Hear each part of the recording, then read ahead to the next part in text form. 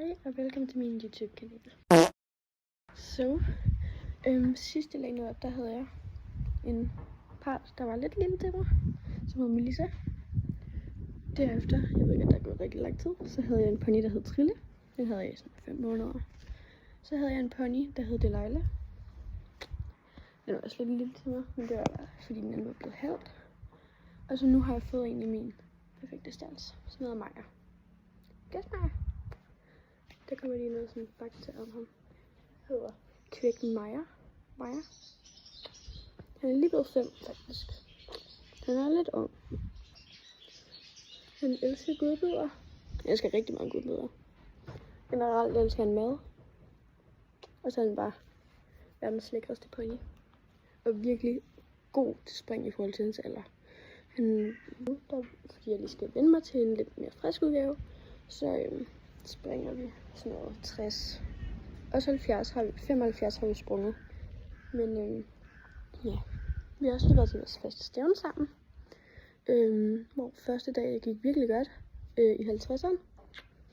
I 50'erne der red vi fejlfrit med en ret god tid. Hvor jeg bare ville prøve at få ham ned i gear og sådan noget, men vi fik faktisk fejlfri en virkelig god tid.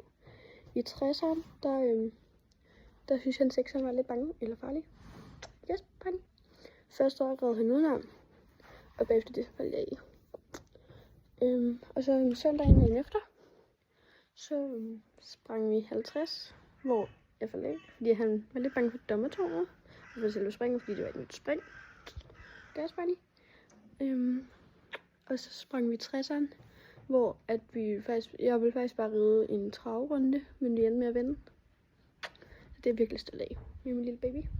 Jeg glæder mig. Så jeg har tænkt mig at lave en dagsstald med mig. Og så er det frisk op, hvad jeg har lavet de sidste par måneder, hvor jeg ikke har filmet noget. Yes, bunny. Men ja, det bliver en dagsstald med mig, selvom det lige var sådan en lidt lang intro. Men jeg synes, I havde behov for at vide, hvad jeg har lavet, imens jeg ikke har filmet. Men jeg heller ikke har fået tid og sådan noget. Og så i dag, når der ikke er nogen af stallen, så kunne jeg lige så godt bare gøre det. Så lige nu, der striler jeg ham bare. Så han bliver en lækker ren pony.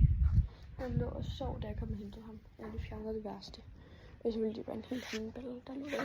Yes, pony. Ja. Så ja. Ej, mit hår. Undskyld, fordi det ikke er så dårligt. Eller undskyld, fordi det er en dårlig kvæld. Men jeg er ikke nogen til at filme mig. Så jeg tænkte bare at prøve at få mig selv i dag. Se om det blev godt. Og så ser jeg i hvert fald ikke det kan, hvis det blev godt. Det kan være lidt dårligt, men altså, fuck det. Men nu får jeg altså lige en timelapse på mig, der striler ham.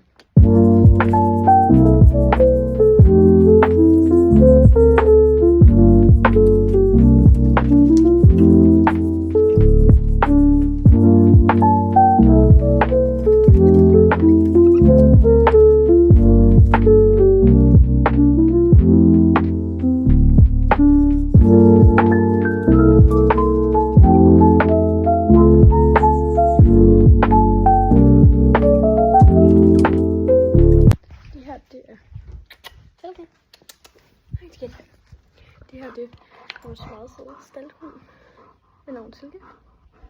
Jeg er lidt gammel. Hun er virkelig sød. Det er en kæreste hund, ikke? Så ja.